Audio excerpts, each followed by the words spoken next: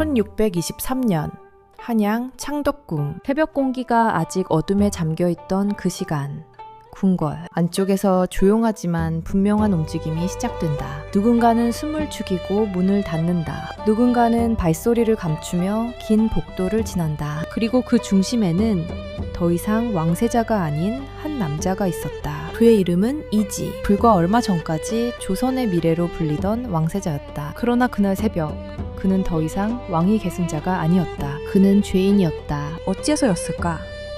왕세자가 하루아침에 폐세자가 되었고 조선은 그를 기록에서조차 지워버리려 했을까? 그날 창덕궁 안에서는 무엇이 벌어지고 있었던 것일까? 이 이야기는 실제로 존재했던 역사적 사건이다. 조선왕조실록을 비롯한 여러 사료에 기록된, 그러나 온전히 드러나지 않은 이야기다. 이와 같은 숨겨진 역사에 관심이 있다면 지금 이 순간 채널을 구독하고 계속해서 함께해주기 바란다. 그날의 기록은 짧다. 그러나 그 짧은 기록 속에는 설명되지 않은 공백이 존재한다. 그리고 바로 그 공백이 이 이야기를 더욱 위험하게 만든다. 1623년은 조선 역사에서 매우 특별한 해였다. 이 해 조선에서는 왕이 바뀌었다. 그러나 그것은 자연스러운 계승이 아니었다. 칼과 권력이 움직인 정치적 격변의 결과였다. 인조반정.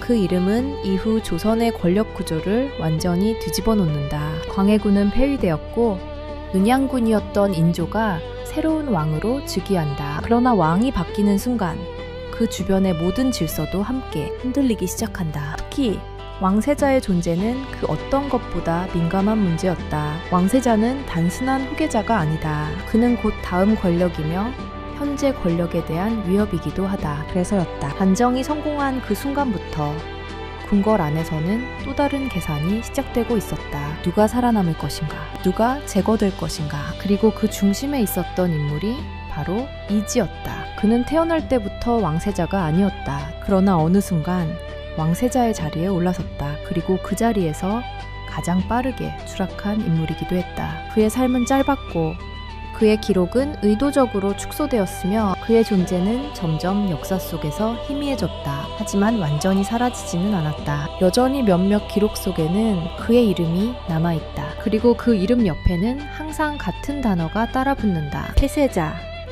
이 단어는 단순한 지류의 변화가 아니다. 그것은 정치적 낙인이며 되돌릴 수 없는 몰락의 선언이다. 그렇다면 질문은 하나다. 왜 하필 이지였는가? 그는 정말 죄인이었을까? 아니면 누군가에게 제거되어야 했던 존재였을까? 그리고 그날 새벽, 그가 마지막으로 바라본 창덕궁의 하늘은 과연 어떤 의미였을까? 이지. 조선의 기록 속에서 그는 단 한 줄로 요약되는 인물처럼 보인다. 그러나 그 이름 뒤에 숨겨진 배경은 결코 단순하지 않다. 그의 본명은 이지였다. 왕세자로 책봉되기 전까지 그는 궁궐 안에서도 비교적 조용한 존재였다. 그러나 그의 혈통은 분명했다.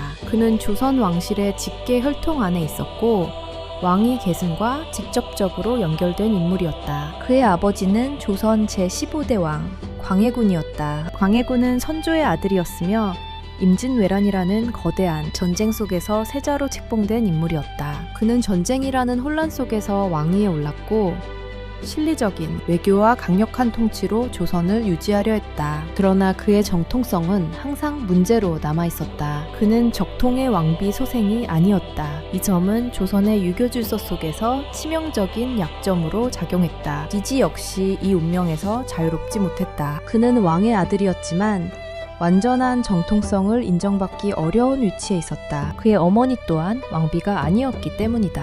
그럼에도 불구하고 이지는 왕세자로 책봉되었다. 이 결정은 단순한 혈통의 문제가 아니었다. 광해군에게는 선택의 여지가 많지 않았다. 적통 왕자가 부족한 상황에서 왕권을 유지하기 위해서는 분명한 후계자를 세워야 했다. 그리고 그 선택이 바로 이지였다. 그가 왕세자로 책봉된 순간 그의 삶은 완전히 달라졌다. 이제 그는 단순한 왕자가 아니었다. 그는 조선의 미래였고 동시에 정치적 긴장의 중심이었다. 왕세자의 자리는 영광과 동시에 위험이었다. 특히 광해군 시기의 조선은 더욱 그러했다. 정치적 파벌은 극도로 갈라져 있었고 북인 세력은 권력을 장악하고 있었으며 서인과 남인 세력은 끊임없이 반격의 기회를 노리고 있었다. 이 상황 속에서 왕세자는 단순한 후계자가 아니라 각 정치 세력의 이해관계가 집중되는 존재였다. 이지는 어린 나이에 이러한 구조 속으로 들어갔다. 그는 학문을 배우고 예법을 익히며 왕세자로서의 교육을 받았다. 겉으로 보기에 그는 문제없는 후계자였다. 그러나 기록 속에는 미묘한 표현들이 남아있다. 그는 조용했다. 그는 신중했다. 그리고 때로는 지나치게 눈에 띄지 않았다. 이러한 평가들은 단순한 성격 묘사가 아니었다. 그것은 정치적 해석이 가능한 기록이었다. 왕세자가 지나치게 조용하다는 것은 권력 의지가 부족하다는 의미로 읽힐 수 있었다. 반대로 지나치게 적극적이었다면 위협적인 존재로 간주될 수 있었다. 그는 그 사이에 있었다. 이것이 문제였다. 그는 강하게 드러나지도 않았고 완전히 무력하게 보이지도 않았다. 그 애매한 위치는 그를 보호하지 못했다. 오히려 그를 더 쉽게 공격할 수 있는 대상으로 만들었다. 광해군의 통치는 시간이 지날수록 불안정해졌다. 정치적 숙청은 계속되었고 반대 세력은 점점 더 결집하고 있었다. 이러한 상황에서 왕세자의 존재는 더욱 위험해졌다. 만약 정권이 무너진다면 왕세자는 가장 먼저 제거되어야 할 인물이었다. 그것은 조선 정치의 내목한 원칙이었다. 그리고 그 원칙은 결국 이지에게도 적용된다. 그는 태어날 때부터 선택받은 존재였지만 그 선택은 그를 보호하지 못했다. 오히려 그를 가장 위험한 자리로 밀어넣었다. 왕세자 이지. 그의 이름은 왕위 계승을 의미했지만 동시에 권력의 표적이 되는 것을 의미했다. 그는 아직 아무런 죄도 짓지 않았다. 그러나 이미 누군가에게는 제거해야 할 존재였다. 이것이 그의 출발점이었다. 그리고 이 출발점은 결코 평범한 결말로 이어지지 않는다. 17세기 초 조선, 겉으로 보기에는 왕조의 질서가 유지되고 있었다. 그러나 그 내부는 이미 균열로 가득 차 있었다. 광해군이 즉위한 이후 조선의 정치 구조는 빠르게 변하기 시작했다. 전쟁 이후의 혼란 속에서 권력을 장악한 것은 북인 세력이었다. 그들은 광해군을 지지하며 정권의 핵심으로 자리 잡았다. 북인은 단순한 정치 집단이 아니었다. 그들은 권력을 유지하기 위해 강력한 결단을 서슴지 않았다. 정적을 제거하고 반대 의견을 억누르며 왕권을 중심으로 체제를 재편했다. 이 과정에서 수많은 인물들이 정치적 이유로 제거되었다. 그 중에는 왕실 인물도 포함되어 있었다. 대표적인 사건이 바로 영창대군의 죽음이었다. 어린 나이에 왕위 계승의 가능성을 지녔던 그는 결국 정치적 위협으로 간주되었고 제거되었다. 이 사건은 조선 사회 전체에 깊은 충격을 남겼다. 왕실 내부에서도 더 이상 안전한 존재는 없다는 사실이 드러났기 때문이다.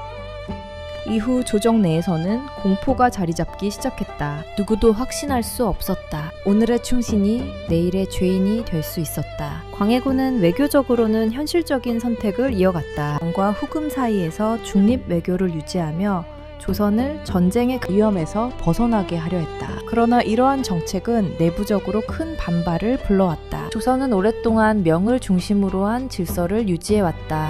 그 질서를 흔드는 외교 정책은 많은 유학자들에게 받아들여지기 어려웠다. 특히 서인 세력은 이를 강하게 비판했다. 그들은 광해군의 정책을 명분 없는 현실주의로 규정했다. 그리고 이 비판은 단순한 의견 차이를 넘어 정치적 대립으로 이어졌다. 북인과 서인, 이 두 세력의 갈등은 점점 더 격렬해졌다. 북인은 권력을 유지하기 위해 더욱 강경한 태도를 취했고 서인은 기회를 기다리며 내부 결속을 강화했다. 이러한 구조 속에서 조선의 정치는 점점 더 불안정해졌다. 왕은 있었지만 그 왕을 둘러싼 권력은 끊임없이 움직이고 있었다. 그리고 그 중심에 왕세자가 있었다. 이지, 그는 단순한 후계자가 아니었다. 그는 광해군 체제의 연장이었고 북인 세력의 미래를 상징하는 존재였다. 따라서 그가 살아남는다는 것은 광해군의 정치가 계속된다는 의미였다. 반대로 그가 제거된다면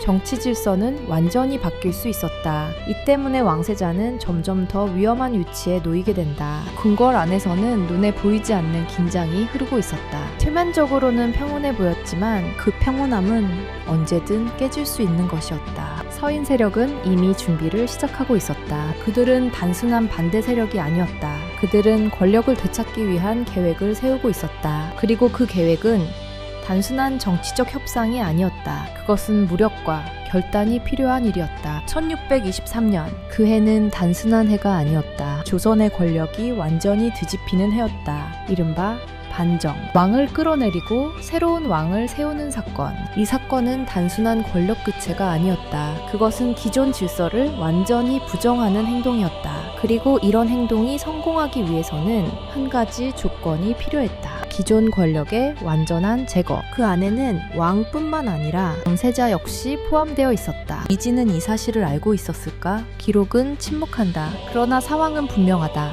그는 이미 선택된 인물이었다. 그리고 동시에 제거될 수밖에 없는 위치에 있었다. 광해군의 시대가 끝나가고 있었다. 그리고 그 끝은 조용하지 않을 것이었다. 누군가는 살아남고 누군가는 사라진다. 그 기준은 단 하나였다. 권력.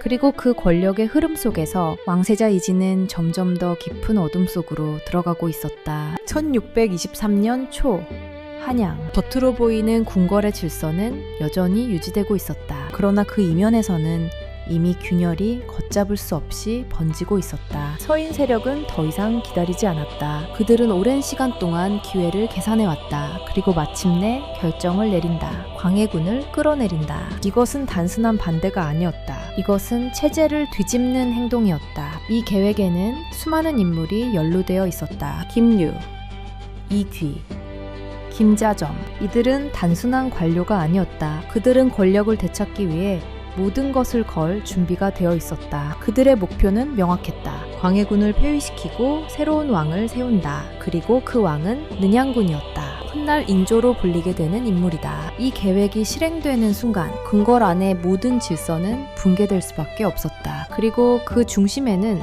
또 하나의 문제가 있었다. 왕세자.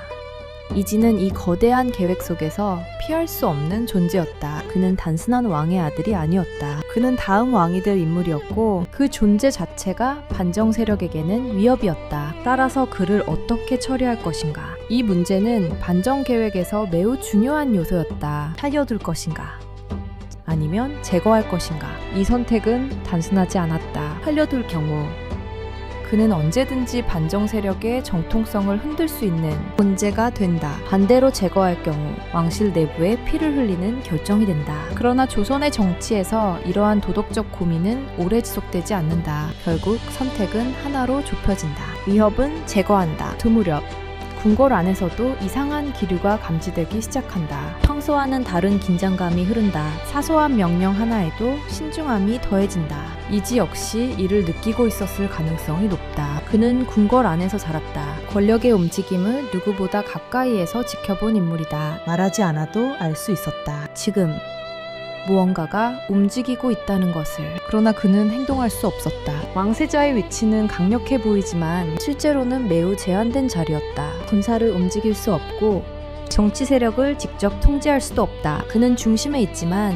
동시에 아무것도 할 수 없는 위치에 있었다. 이것이 왕세자의 한계였다. 그 사이 반정 세력의 움직임은 더욱 구체화된다. 그들은 내부 협력자를 확보하고 궁궐 정로를 계산하며 결정적인 순간을 기다리고 있었다. 그리고 마침내 그 순간이 다가온다. 1623년 3월 12일 그날 밤 궁궐의 문이 열렸다. 무장한 세력이 조용히 움직이기 시작한다. 그들은 소리를 죽이고 빛을 감추며 정확하게 목표를 향해 나아간다. 이것은 전쟁이 아니었다. 그러나 그 어떤 전쟁보다 치밀한 작전이었다. 광해군은 예상하지 못한 공격을 받는다. 궁궐은 순식간에 장악된다. 그리고 그 순간 왕세자 이지의 운명도 함께 흔들리기 시작한다. 그는 도망칠 수 있었을까? 기록은 그에 대해 많은 것을 말하지 않는다. 그러나 한 가지는 분명하다. 그는 그날 밤 결정적인 선택을 할 기회를 갖지 못했다. 모든 것이 너무 빠르게 진행되었다. 왕이 무너지는 순간 왕세자의 운명도 이미 결정된 것이나 다름없었다. 궁궐 안에서 충돌이 벌어지고 권력은 순식간에 뒤바뀐다. 광해군은 폐위된다. 그리고 능양군이 새로운 왕으로 추대된다. 이제 조선의 왕은 바뀌었다. 그러나 문제는 끝나지 않았다. 오히려 이제부터가 시작이었다. 새로운 왕이 즉위하는 순간 그 왕의 정통성을 위협할 수 있는 모든 존재는 제거 대상이 된다. 그리고 그 목록의 가장 위에는 단 한 사람이 있었다. 폐쇄자가 될 운명에 놓인 남자 이지. 그는 아직 살아있었다. 그러나 그의 운명은 이미 다른 사람들의 손에 의해 결정되고 있었다. 1623년 3월 이후 한양의 공기는 완전히 달라졌다. 궁궐은 여전히 같은 자리에 있었지만 그 안의 질서는 더 이상 이전과 같지 않았다. 광해군은 이미 왕의 자리에서 끌려 내려왔다. 그리고 능양군은 인조로 즉위했다. 이 변화는 단순한 왕의 교체가 아니었다. 권력의 중심이 완전히 이동한 사건이었다. 새로운 왕이 즉위한 순간 그를 중심으로 새로운 질서가 빠르게 형성되기 시작한다. 서인 세력은 즉시 조정을 장악했다. 그들은 반정을 통해 얻은 권력을 확실하게 굳히려 했다. 그리고 그 과정에서 가장 먼저 진행된 것은 기존 권력의 흔적을 제거하는 일이었다. 광해군과 그를 지지하던 세력은 철저히 정리되기 시작했다. 관련된 인물들은 하나둘씩 조사되었고 제목이 부여되었으며 처벌이 이어졌다. 이 과정은 단순한 정치적 정리가 아니었다. 그것은 새로운 정권이 자신의 정당성을 확보하는 과정이었다. 그리고 그 중심에는 항상 하나의 논리가 존재했다. 광해군 정권은 잘못되었다. 이 논리를 유지하기 위해서는 그와 관련된 모든 존재가 부정되어야 했다. 그 안에는 당연히 왕세자였던 이지도 포함되어 있었다. 이제 그는 더 이상 왕세자가 아니었다. 그는 폐세자였다. 이 단어는 단순한 호칭이 아니었다. 그것은 공식적인 낙인이었다. 그는 더 이상 왕위 계승권을 가진 인물이 아니었고 조선의 질서 안에서 배제된 존재가 되었다. 그러나 문제는 여기서 끝나지 않았다. 폐세자가 살아있다는 사실 자체가 정치적 불안 요소로 작용하기 시작했다. 조정 내부에서는 의견이 갈렸다. 그를 유배 보내야 한다는 주장과 완전히 제거해야 한다는 주장이 맞섰다.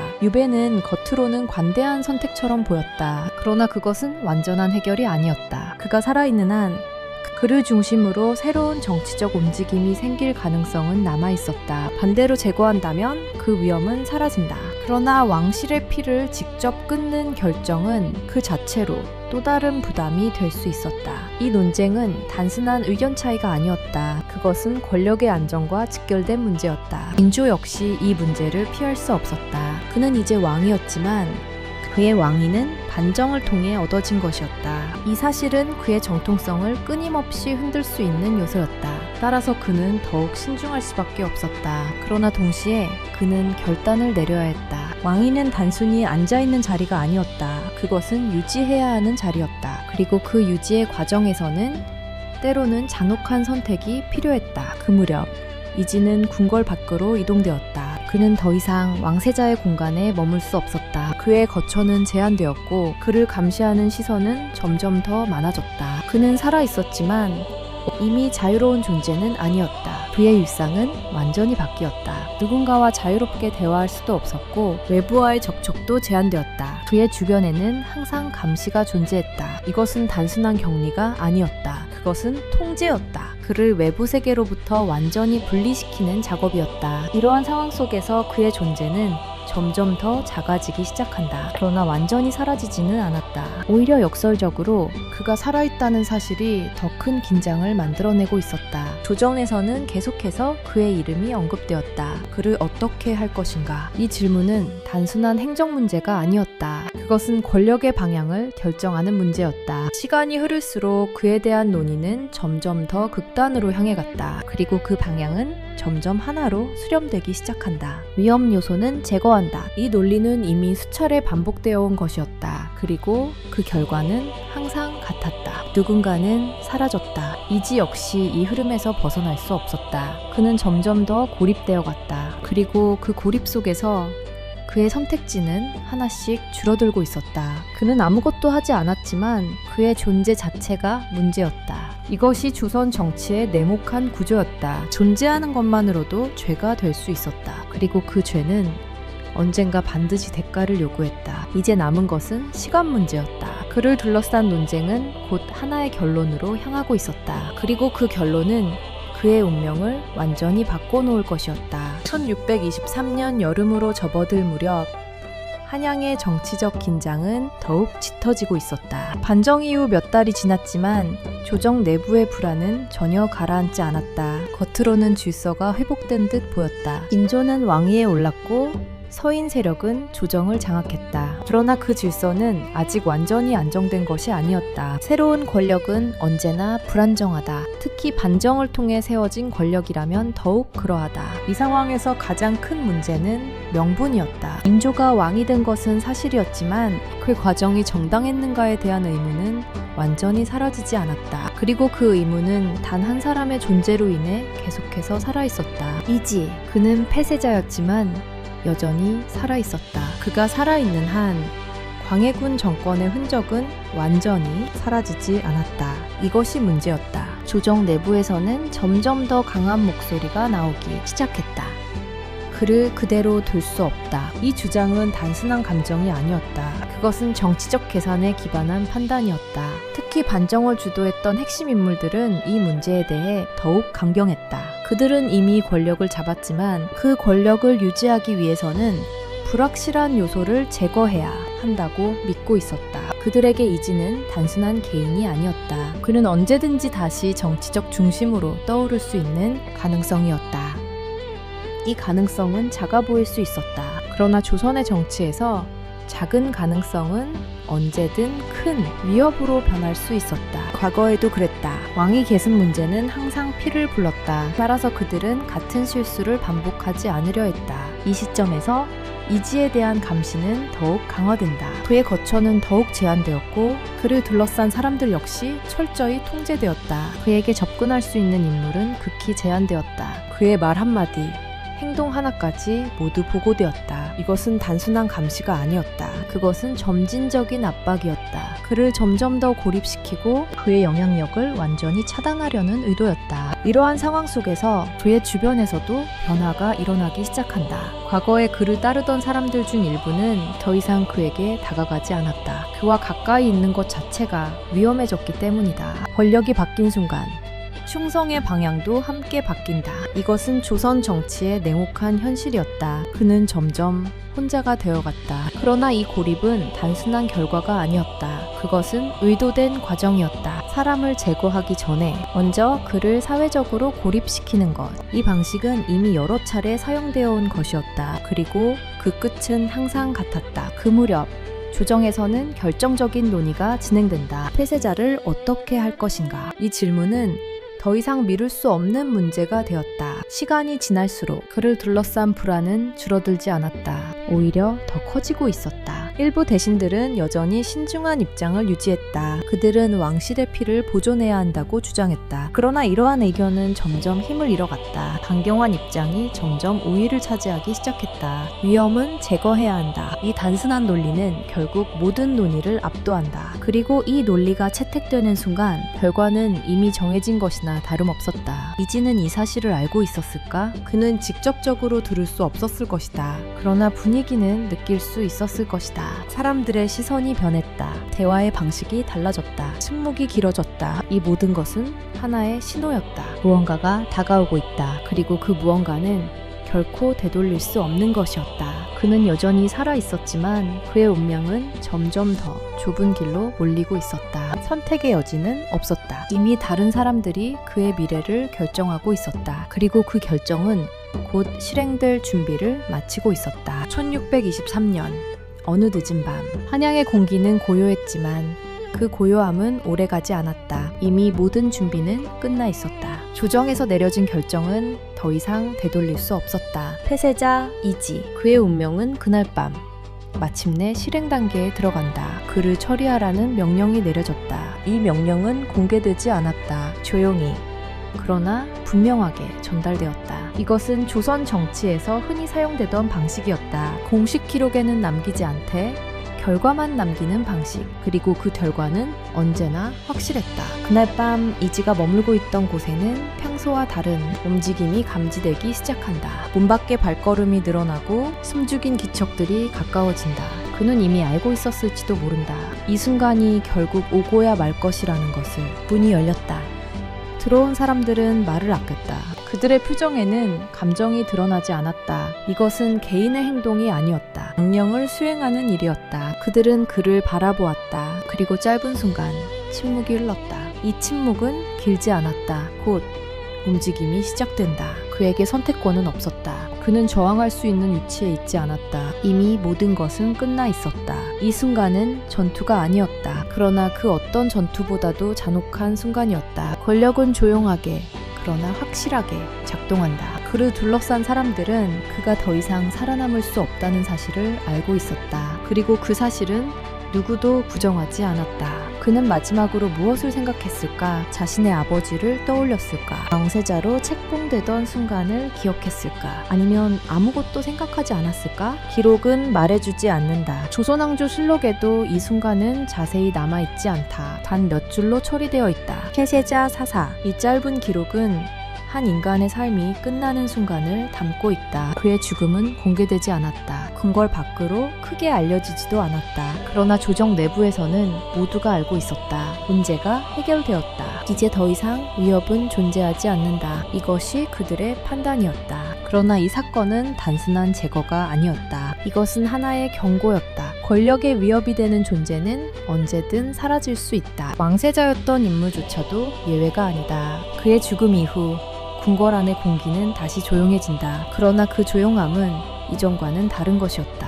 이제 모두가 알고 있었다. 이곳에서는 살아남는 것이 가장 중요한 일이라는 것을. 그날 밤 이후 이지의 이름은 점점 더 사라지기 시작한다. 공식 기록에서는 최소한으로 언급되었고 그에 대한 이야기는 의도적으로 줄어들었다. 그는 존재했지만 존재하지 않았던 사람처럼 취급되었다. 이것이 그의 마지막이었다. 왕세자로 시작된 삶. 그러나 죄인으로 끝난 삶. 그리고 그 사이에 있었던 모든 시간은 단 몇 줄의 기록으로 축소되었다. 그의 죽음은 되돌릴 수 없는 사건이었다. 그리고 이 사건은 조선의 권력 구조를 더욱 단단하게 만든다. 그러나 동시에 하나의 질문을 남긴다. 그는 정말 제거되어야 했던 존재였을까? 아니면 그저 권력의 흐름 속에서 희생된 인물이었을까? 1623년 이후 이지의 이름은 점점 더 기록에서 사라지기 시작한다. 그러나 그의 죽음으로 모든 것이 끝난 것은 아니었다. 오히려 그 이후에 남겨진 흔적들이 더 깊은 침묵을 만들어냈다. 궁궐은 다시 평온을 되찾은 것처럼 보였다. 인조는 왕위에 안정적으로 자리 잡았고 서인 세력은 조정을 완전히 장악했다. 겉으로 보기에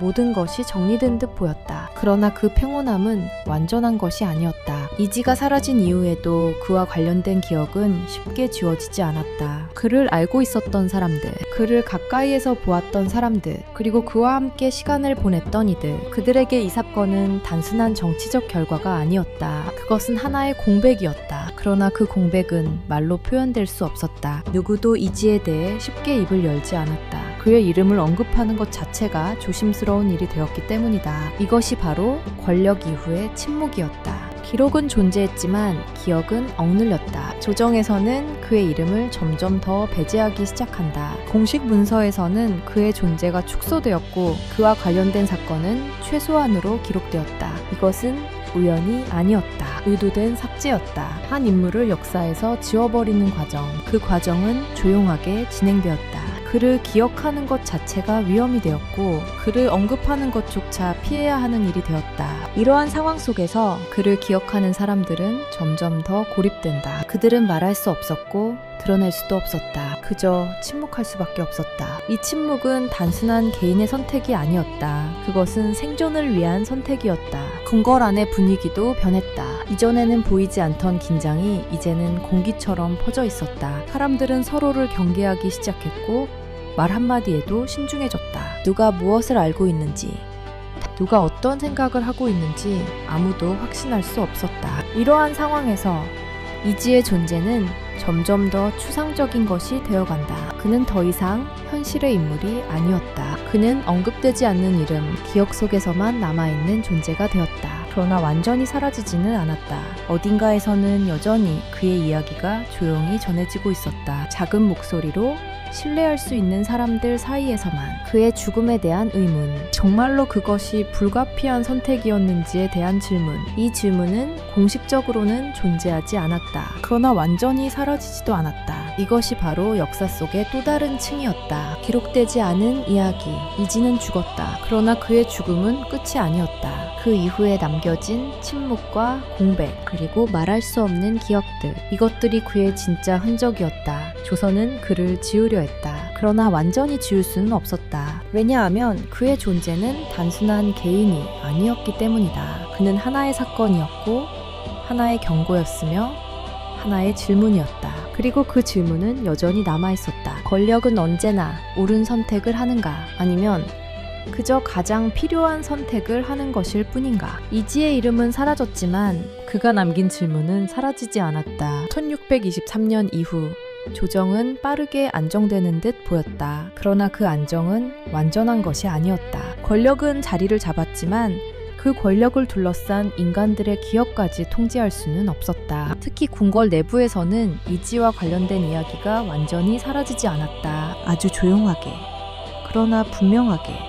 남아있었다. 그 중심에는 한 인물이 있었다. 이름은 분명히 기록되지 않는다. 그러나 몇몇 단편적인 사료와 후대의 기록 속에서 그의 존재는 희미하게 드러난다. 그는 궁궐에서 오래 근무한 내관이었다. 왕세자가 되었던 시절부터 이지를 가까이에서 보좌하던 인물이었다. 그는 권력을 가진 사람이 아니었다. 정치를 움직일 수 있는 위치도 아니었다. 그러나 그는 누구보다 가까이에서 이지의 삶을 지켜본 사람이었다. 왕세자로 책봉되던 순간 조정의 시선이 그에게 집중되던 때, 그리고 점점 고립되어 가던 시간까지 그는 그 모든 과정을 알고 있었다. 그리고 그는 떠나지 않았다. 권력이 바뀐 이후 많은 사람들이 등을 돌렸다. 이전에는 충성을 맹세했던 이들조차 조용히 거리를 두기 시작했다. 그것이 생존을 위한 선택이었기 때문이다. 그러나 그는 달랐다. 그는 끝까지 남아있었다. 이 선택은 단순한 충성이 아니었다. 그것은 위험을 감수하는 결정이었다. 그는 알고 있었다. 폐쇄자와 가까운 인물이라는 사실 자체가 자신에게도 위험이 될 수 있다는 것을. 그럼에도 불구하고 그는 떠나지 않았다. 그 이유는 기록에 남아있지 않다. 그러나 몇 가지 정황은 존재한다. 그는 이지를 단순한 주군으로 보지 않았을 가능성이 있다. 그는 그를 한 인간으로 보았고 그 인간이 겪는 고립과 공포를 가까이에서 느꼈을 것이다. 그리고 그 감정은 그를 떠나지 못하게 만들었을 것이다. 이지가 점점 고립되어 가던 시기, 그의 곁에 남아있던 몇 안 되는 사람 중 하나가 바로 그였다. 그는 말을 많이 하지 않았다. 기록 속에서도 그의 언급은 극히 제한적이다. 그러나 그 존재 자체가 의미를 가진다. 모두가 떠날 때 남아있는 사람, 권력이 아닌 인간으로서의 선택을 한 사람. 이지가 마지막 시간을 보내던 날들, 그는 가까운 거리에서 그를 지켜보고 있었다. 그는 명령을 따르는 입장이었지만 동시에 그 명령의 결과를 누구보다 잘 알고 있었다. 이 모순된 위치는 그를 더욱 침묵하게 만들었다. 그는 무엇을 느꼈을까? 그는 막을 수 없다는 사실을 알고 있었을 것이다.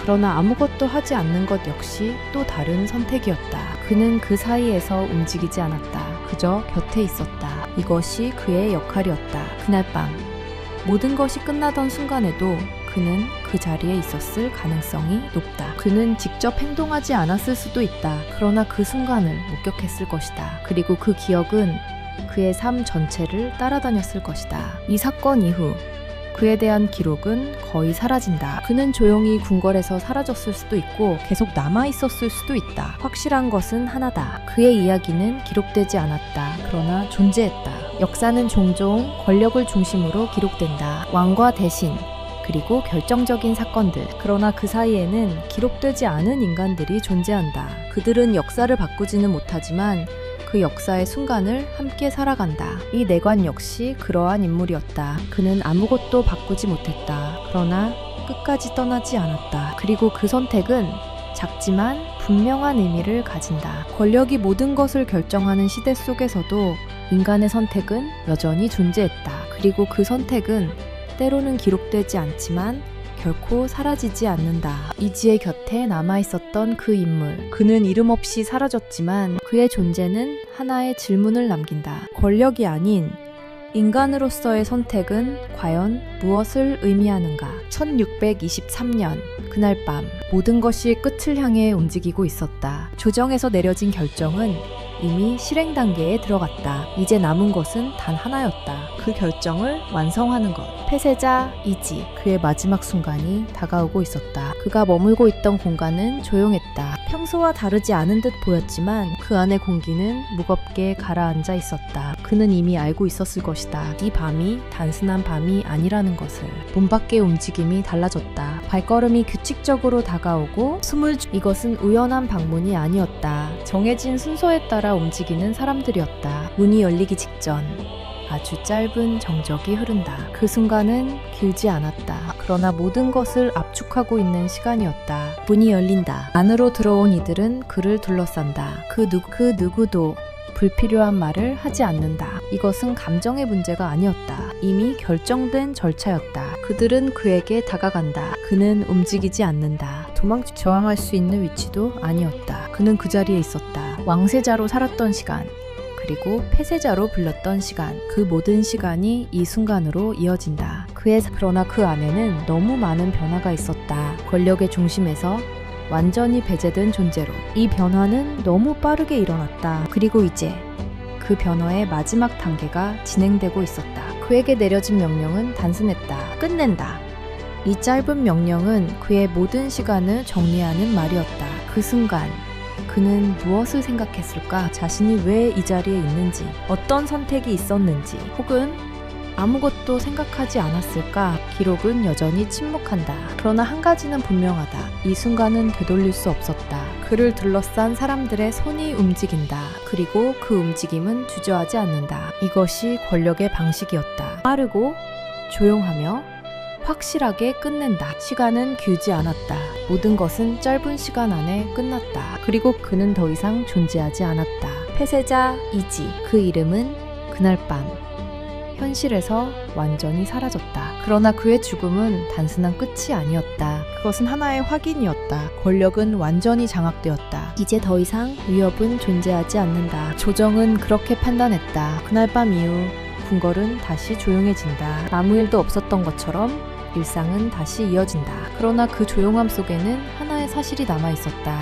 이곳에서는 어떤 존재도 안전하지 않다. 왕세자였던 인물조차 단 한 번의 결정으로 사라질 수 있다. 이것이 그의 마지막은 기록되지 않았고 그의 목소리는 남아있지 않다. 그러나 그날 밤 분명히 무언가가 끝났다. 그리고 동시에 또 다른 것이 시작되었다. 완전히 안정된 권력. 그러나 그 안정은 침묵 위에 세워진 것이었다. 1623년 이후 조선의 조정은 빠르게 안정을 되찾은 것처럼 보였다. 군조는 왕위에 굳건히 앉아 있었고 서인 세력은 권력의 중심을 완전히 장악했다. 겉으로 드러나는 질서는 분명히 정리되어 있었다. 안정은 성공했고 새로운 체제는 자리 잡았다. 그러나 그 결과가 만들어낸 여파는 단순하지 않았다. 폐쇄자 이지의 죽음.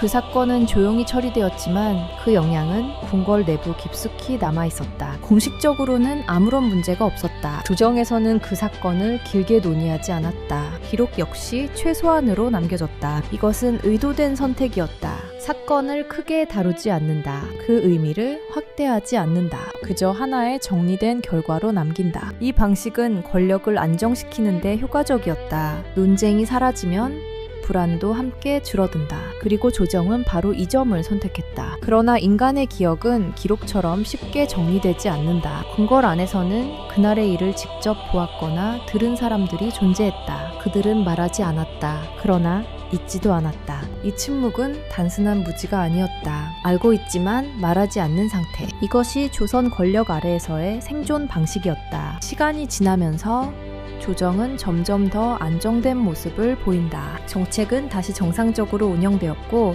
관료 체계도 정비되었다. 군조는 자신의 통치를 강화하기 위해 유교적 명분을 더욱 강조하기 시작한다. 광해군 시기의 정책은 비판되었고 새로운 질서는 명분과 도덕을 중심으로 재편되었다. 이러한 흐름 속에서 이지의 존재는 점점 더 부정적인 사례로 남게 된다. 그는 더 이상 개인이 아니었다. 그는 잘못된 시대의 흔적 그리고 제거되어야 했던 대상으로 규정되었다. 이 정의는 반복되었다. 기록 속에서, 논의 속에서, 그리고 후대의 해석 속에서 이 과정은 자연스럽지 않았다. 의도적으로 만들어진 흐름이었다. 한 인물에 대한 평가를 고정시키고 그 평가를 통해 현재의 권력을 정당화하는 방식. 이것이 바로 이후 조선 정치에서 반복되는 구조였다. 이지의 죽음은 단순한 개인의 비극이 아니었다. 그것은 하나의 사례였다. 권력 끝의 이후 어떻게 과거를 정리하는가에 대한 사례. 그리고 그 방식은 명확했다. 기억을 줄이고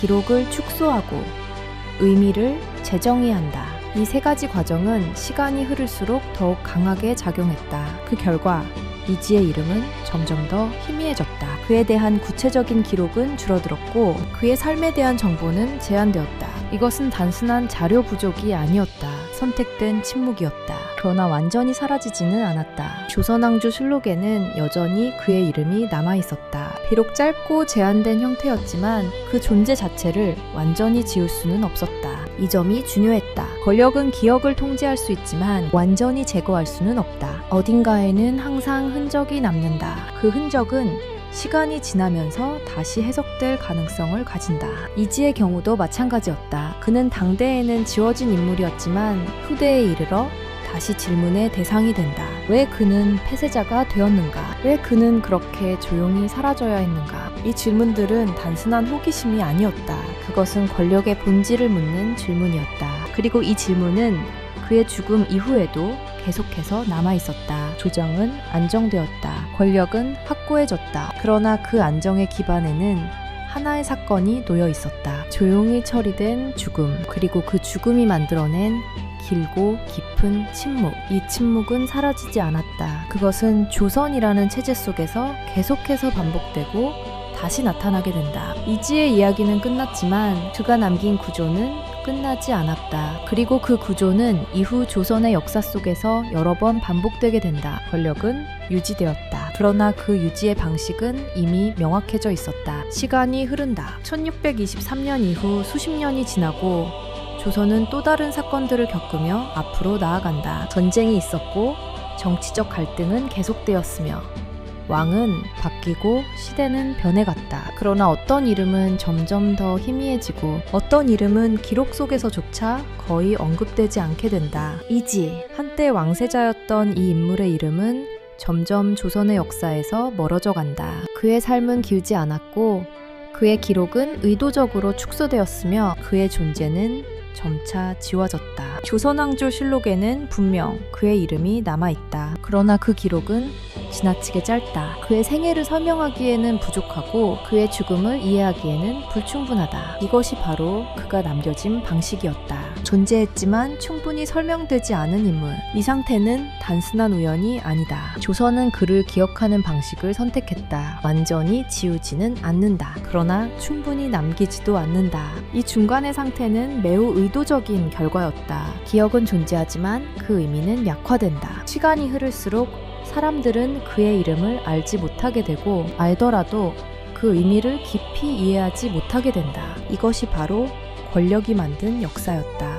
그러나 후대의 시선은 다르다. 기록이 부족할수록 사람들은 더 많은 질문을 던지게 된다. 왜 그의 기록은 이렇게 짧은가? 왜 그의 죽음은 이렇게 조용하게 처리되었는가? 이 질문들은 단순한 호기심이 아니다. 그것은 역사 해석의 출발점이다. 현대의 연구자들은 그의 존재를 다시 바라보기 시작한다. 조선왕조 실록뿐만 아니라 여러 사료를 비교하고 당시의 정치 구조를 분석하며 그의 위치를 재구성하려 한다. 이 과정에서 하나의 사실이 드러난다. 그는 단순한 희생자가 아니었다. 그는 권력 구조 속에서 필연적으로 발생한 인물이었다. 범세자로 선택된 순간 그는 이미 정치의 중심에 놓였다. 그리고 그 중심은 그를 보호하지 못했다. 오히려 그를 더 큰 위험 속으로 밀어넣었다. 그의 몰락은 개인의 문제가 아니었다. 그것은 구조의 문제였다. 정통성이 불안정한 왕권, 극단적으로 분열된 정치 세력, 그리고 권력 유지를 위한 냉혹한 판단. 이 세 가지 요소가 결합되었을 때 그와 같은 인물은 반드시 등장할 수밖에 없었다. 그리고 그 결말 또한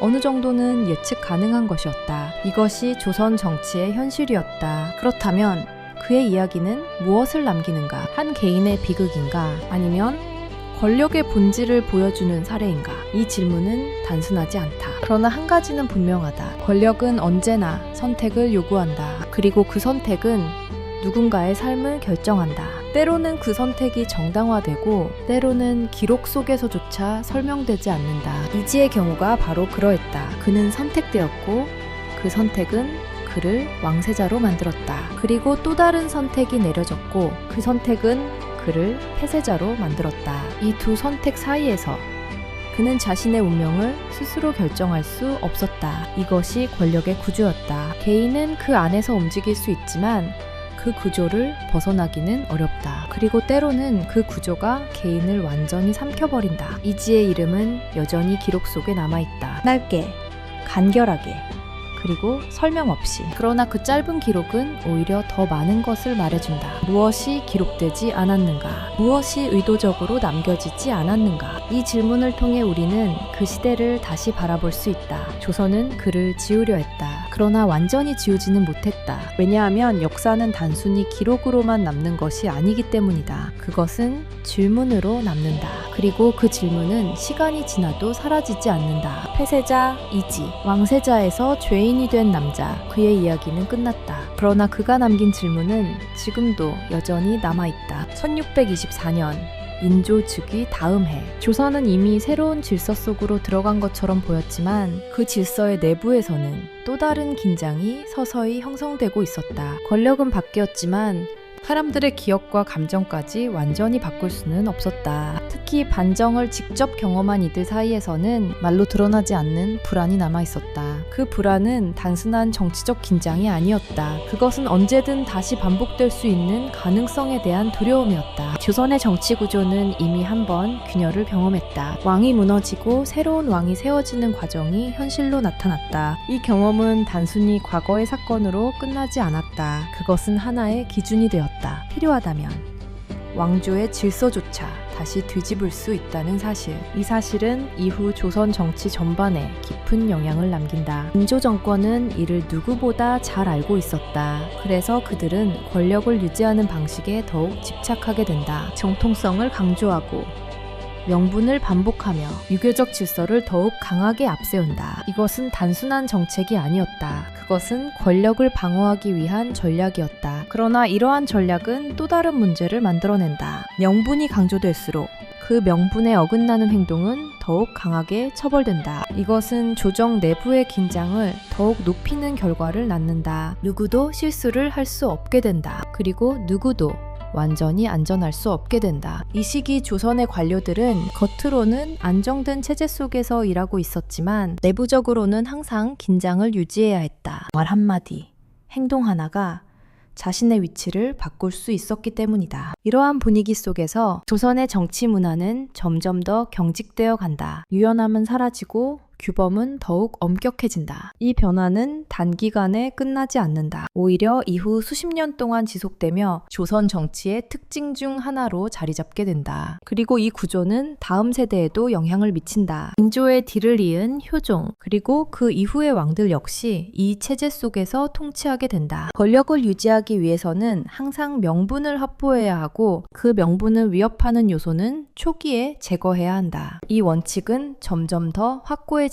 이러한 흐름 속에서 왕실 내부의 관계도 변하게 된다. 가족이라는 개념은 여전히 존재했지만 그 위에 정치적 계산이 항상 덧붙여진다. 부자 관계, 형제 관계, 모두가 권력과 연결된다. 이것은 자연스러운 변화가 아니었다. 그러나 이미 되돌릴 수 없는 흐름이었다. 조선은 점점 더 권력을 중심으로 움직이는 사회가 되어간다. 그리고 그 중심에는 항상 보이지 않는 기준이 존재했다. 누가 필요한 존재인가? 누가 위험한 존재인가? 이 기준은 명확하게 기록되지 않았다. 그러나 모두가 이해하고 있었다. 이것이 바로 조선 권력의 보이지 않는 규칙이었다. 이 규칙은 법보다 강했고 공식 명령보다 더 빠르게 작동했다. 그리고 이 규칙은 이후 수많은 사건에서 반복된다. 누군가는 선택되고 누군가는 배제된다. 그 과정은 점점 더 정교해지고 점점 더 조용해진다. 겉으로 드러나는 갈등은 줄어들지만 내부의 긴장은 사라지지 않는다. 이것이 바로 인조 이후 조선의 특징이었다. 겉으로는 안정된 왕조. 그러나 내부에는 항상 긴장이 존재하는 구조. 이 구조는 시간이 흐르면서 조선 사회 전체에 영향을 미친다. 사람들은 점점 더 신중해지고 자신의 위치를 지키는데 집중하게 된다. 그리고 이러한 변화는 문화와 사고방식에도 영향을 준다. 말을 아끼고 감정을 드러내지 않으며 상황을 먼저 판단하는 태도. 이것은 단순한 개인의 성향이 아니라 시대가 만들어낸 생존 방식이었다. 결국 조선은 하나의 균형 위에 서게 된다. 겉으로는 안정, 그러나 내부에는 긴장. 이 두 가지 요소가 동시에 존재하는 상태. 이 균형은 쉽게 무너지지 않는다. 그러나 완전히 안전한 것도 아니다. 언제든 작은 변화가 전체 구조를 흔들 수 있다. 이것이 바로 조선이라는 왕조가 가진 특징이었다. 그리고 그 특징은 오랜 시간 동안 유지된다. 역사는 단순히 사건의 기록이 아니다. 그 사건이 남긴 구조와 영향이 시간을 넘어 이어지는 과정이다. 조선 역시 마찬가지였다. 한 번의 변화가 그 이후의 모든 흐름을 결정짓는다. 그리고 그 흐름은 쉽게 멈추지 않는다. 이것이 바로 역사가 반복되는 이유였다.